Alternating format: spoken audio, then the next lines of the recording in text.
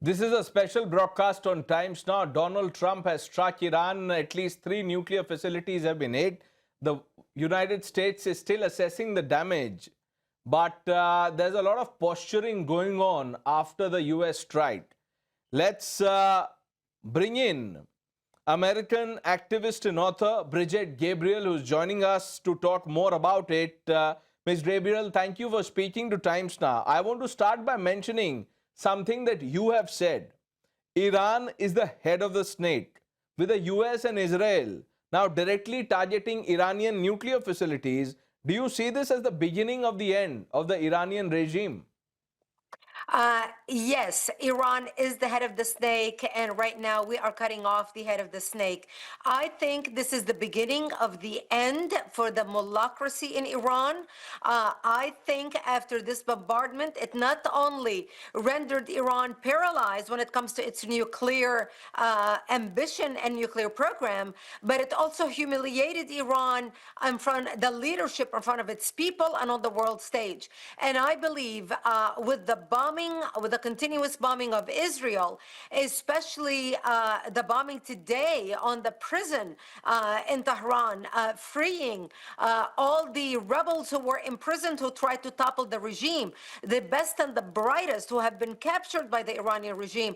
I think this is the beginning of the end. We're going to see an uprising once the Iranian people get access to the internet and see how weakened the regime is. I believe this is right now the beginning of the end. Well, the Americans are not wanting to do a regime change. At least that's the message coming out. But we'll come to that later. Ms. Gabriel, do you believe we are now entering the most dangerous phase of Iran's proxy war strategy? Iran's proxy war strategy has been going on for over 10 years now.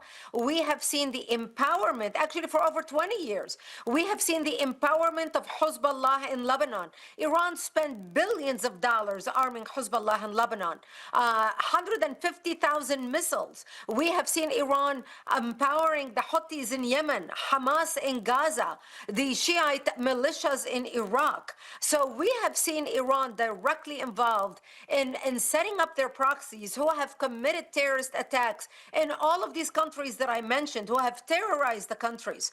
And so Iran didn't just start now. What we are doing right now is weakening Iran because we cut off the money spigot that was funding Hezbollah, that was funding Hamas, that was funding the Houthis, that was funding terror attack across the globe.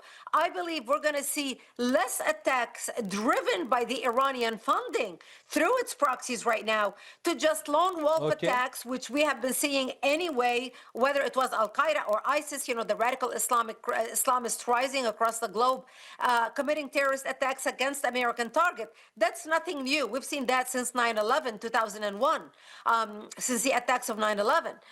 But as of Iran funding their proxies to commit terrorist attacks the way they were, I think that has ended because Iran doesn't have the funding to pour the money into its terror proxies around the world. Ms. Gabriel, let me ask you this. With China, Russia, Turkey, and even Pakistan now condemning the American action, what do you make of this commentary which is going on?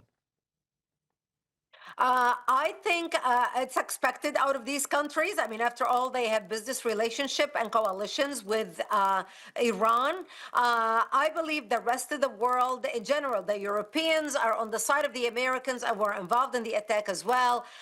Look, Iran, China, and Russia were trying to create, and North Korea were trying to create a counterbalance to the United States in the Middle East. Iran wanted to establish hegemony in the Middle East. This is exactly why the Arab states, like Saudi Arabia, Egypt, Jordan, the United Arab Emirates, and the likes, came to the side of the Americans and the Israelis and actually are working with the Americans and the Israelis. Remember, the Jordanians intercepted Iranian missiles and had their airplanes in the air, basically trying to stop Iranian missiles from heading into Israel. So the Arabs right now are celebrating because Iran was a part of the axis of evil. And I believe China and Russia are weakened because of what happened to Iran right now. The Europeans are going to be good. The Europeans are going to be fine. Actually, it's going to bring them closer to working with the United States, especially if Iran shuts off the Straits of Hormuz. Right. The Chinese are not going to suffer much because China's going to get its oil from Russia. They're going to work closely with the Russians, but the Europeans will be 100% dependent on the United States and will bring them closer to the United States. Because, Ms. Gabriel, you were talking about Pakistan and 9/11. I want to ask you about Trump's apparent duplicity on Pakistan and terror. The military leader of a country that sheltered Osama bin Laden. You would remember Osama. Osama's Al-Qaeda, the organization terror group behind 9/11. This was followed by the same country condemning the US strikes on Iran 4 days. But despite the certified terror past of Pakistan, Donald Trump invites Munir for a lunch at the White House. What's going on? President Trump extends a hand to anybody and everybody who is willing to come to the table and reason with them about why we need to have peace and stability around the world. Look what he did with the new president of Syria, the Islamic radical president who has ties to ISIS and Al-Qaeda. He's basically the baby child of both Al-Qaeda and ISIS. Yet President Trump extended a hand to him and said, okay, we can bring you to the fold. We will drop the sanctions on Syria, and let's see how we can work together. And look, it worked because even Syria said they're not going to get involved and in supporting Iran or doing anything with Iran. So we have a saying in America: you have your friends close, but your enemies closer, because that's the best way to keep an eye on them. President Trump is a very wise man in the way he may extend a hand in peace, but he's not a fool. He will not be fooled, and he will not be betrayed, and he will strike very swiftly when his allies betray him, as you have seen with Trump. Trump is not a gullible person. He may extend the hand of peace, but he will not be taken advantage of. Well, Ms. Gabriel, Trump may be a wise man. There's no Nobel Peace for Wisdom, as of now. But you're conceding that Pakistan is an enemy that the US needs to keep close, an ally now that has, betrayed the US in the past. Look, Pakistan harbored Osama bin Laden. Pakistan harbored radical Islamic terrorists. Pakistan, with its radicals, have always sided with radical Islamic terrorism. Where I stand as somebody who works in national security and works closely with the government on, I have my own personal opinion about Pakistan. However, we have had very weak leadership before President Trump. President Obama was a pushover. President Biden was a pushover. President Trump is not a pushover. President Trump is trying to reset the policy of the United States and the way our enemies and our foes behave toward the United States in the last 20 years. He is pushing the reset button. As we have seen what he did with Iran, he said no red line will be crossed and will not be tolerated. The Iranians misunderstood and underestimated President Trump based on past experience.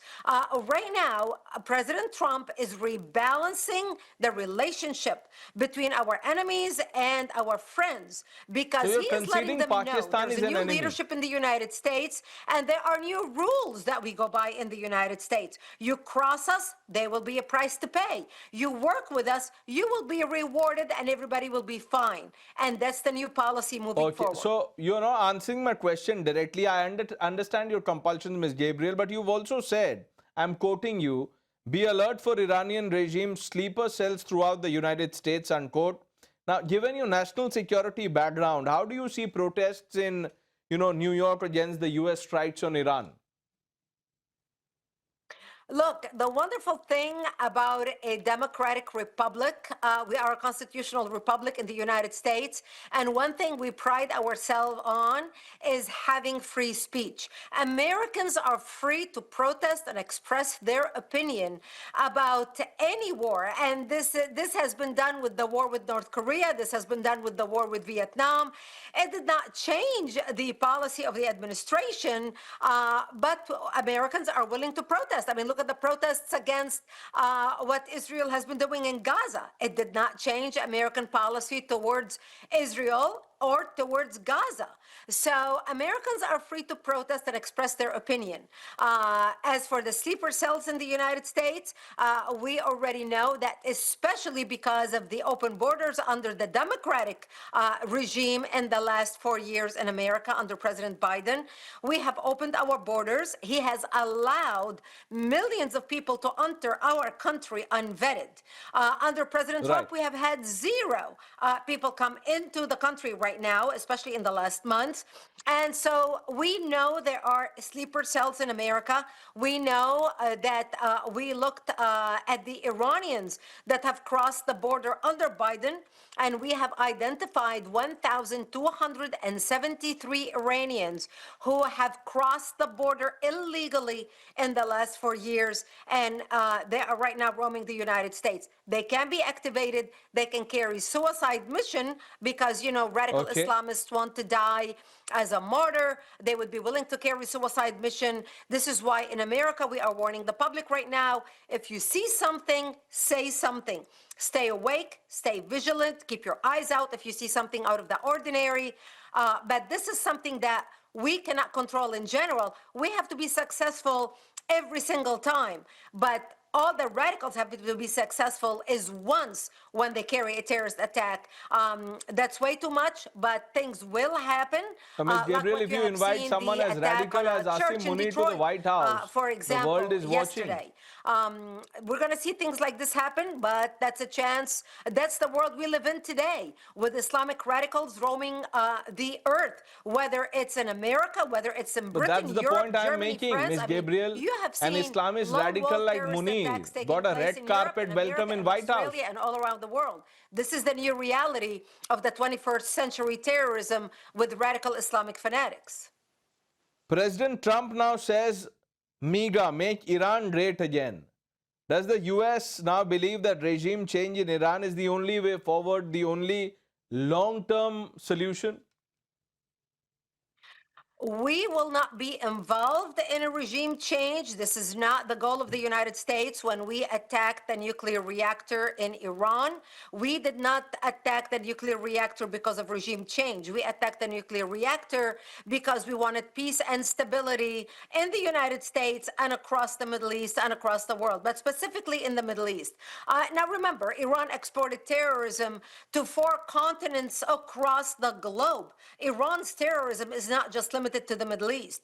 The only hope the Iranians have to bring about stability in Iran is an uprising, and the Iranian people have tried to do that time and time again, but the world did not come to their aid. As a matter of fact, President Obama, under both Obama and Biden, they sent pallets of cash to Iran trying to appease them. Biden lifted the sanctions on Iran trying to appease them, but nobody stood with the people of Iran rising. Right now, under President Trump, we have a different leadership.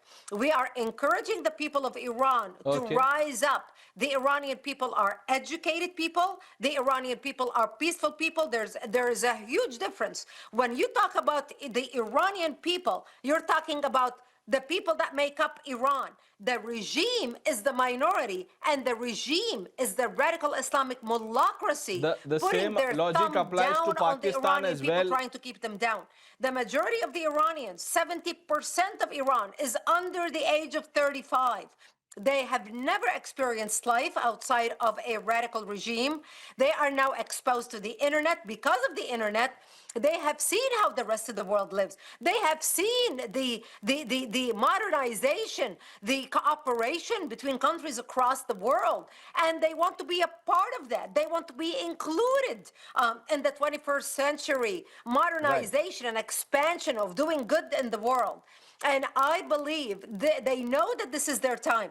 I believe once the Iranians will have access again to the internet, because right now, since the Operation Lion started by Israel, the Iranian regime cut off the internet. So the Iranian people don't have a clue how badly the regime has been weakened. Okay. Once the Iranians have access to the internet again and see that this is their opportunity because of the weakened regime, they will rise again.